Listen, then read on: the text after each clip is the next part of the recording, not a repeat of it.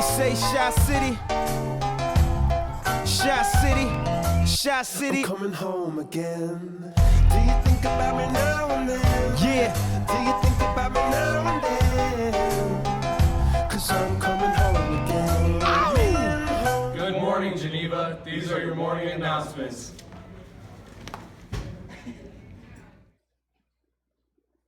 Good morning, Geneva. I am John. And I am Kelly. Today is Tuesday, March 3rd. Please stand for the pledge.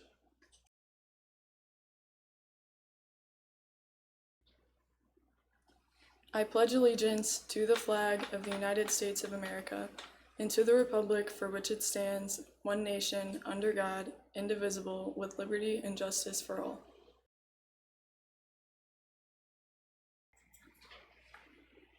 Let's go over to Dan in the Weather Center and see what the weather will be like today. And the weatherman.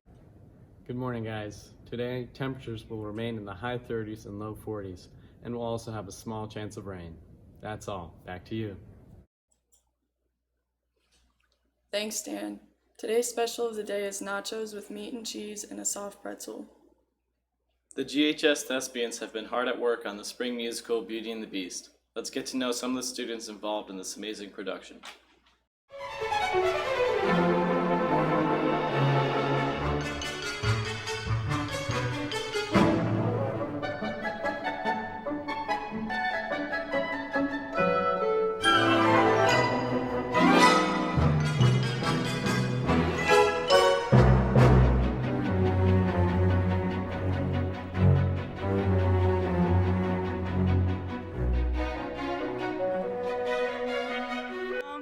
It's really exciting. This is my first show, so I'm really excited to have a actual part. I mean, it feels good. Maurice definitely has a bigger part in the musical than he does in the movie. My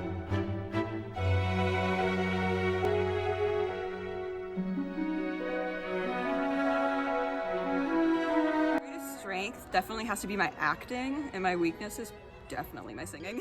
My greatest strength is definitely my ability to adapt, and my greatest weakness is definitely learning the song and getting it down consistently.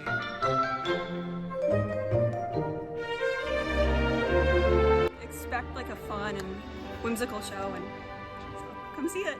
Expect something crazy. It's going to be a lot of fun.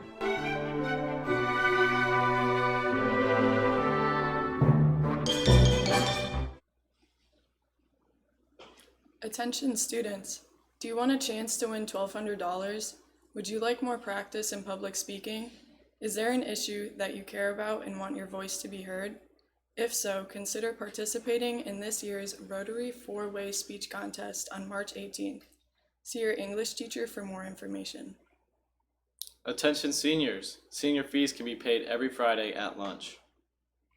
And now the SOAR phrase of the day. When in the cafeteria, use good manners and treat others as you wish to be treated. This week is Say Something Week. We hope you enjoy the story of Kyle. Have a great day, Geneva. The story of Kyle. One day when I was a freshman in high school, I saw a kid from my class walking home from school. His name was Kyle. It looked like he was carrying all of his books. I thought to myself, why would anyone bring home all his books on a Friday?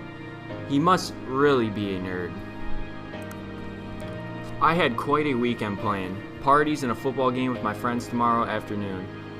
So I shrugged my shoulders and went on. As I was walking, I saw a bunch of kids running toward him. They ran at him, knocking all his books out of his arms and tripping him so he landed in the dirt. His glasses went flying, and I saw them land in the grass about 10 feet from him. He looked up, and I saw this terrible sadness in his eyes. My heart went out to him, so I jogged over to him, and as he crawled around looking for his glasses, I saw a tear in his eye. As I handed him his glasses, I said, "Those guys are jerks. They really should get lives." He looked at me and said, "Hey, thanks." There was a big smile on his face. It was one of those smiles that showed real gratitude. I helped him pick up his books and asked where he lived. As it turned out, he lived near me, so I asked him why I had never seen him before. He said he had gone to private school before now. I would have never hung out with a private school kid before, but we talked all the way home, and I carried his books. He turned out to be a pretty cool kid. I asked him if he wanted to play football on Saturday with me and my friends. He said yes. We hung out all weekend, and the more I got to know Kyle, the more I liked him. And my friends thought the same of him. Monday morning came, and there was Kyle with a huge stack of books again. I stopped him and said, "Boy, you are really going to build some serious muscles with that pile of books every day." He just laughed and handed me half the books. Over the next 4 years, Kyle and I became best friends. When we were seniors, we began to think about college.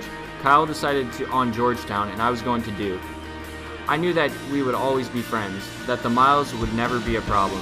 He was going to be a doctor, and I was going for business on a football scholarship. Kyle was a valedictorian of our class. I teased him all the time about being a nerd. He had to prepare a speech for graduation. I was so glad it wasn't me having to get up there and speak. On graduation day, I saw Kyle. He looked great. He was one of those guys that really found himself during high school. He filled out and actually looked good in glasses. He had more dates than me and all the girls loved him. Boy, sometimes I was jealous. Today was one of those days. I could see that he was nervous about his speech. So I smacked him on the back and said, "Hey big guy, you'll be great." He looked at me with one of those looks and smiled. "Thanks," he said. As he started his speech, he cleared his throat and began, "Graduation is a time to thank those who helped you make it through those tough years. Your parents, your teachers, your siblings, maybe a coach, but mostly your friends. I'm here to tell all of you that being a friend to someone is the best gift you can give them. I'm going to tell you a story. I just looked at my friend with disbelief as he told the story of how the first day we met. He had planned to kill himself over the weekend. He talked of how he had cleaned out his locker so his mom wouldn't have to do it later and was carrying his stuff home. He looked hard at me and gave me a little smile. Thankfully, I was saved. My friend saved me from doing the unspeakable."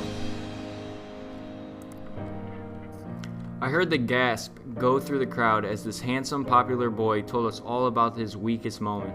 I saw his mom and dad looking at me and smiling that same grateful smile. Not until that moment did I realize its depth. Never underestimate the power of your actions. With one small gesture, you can change a person's life.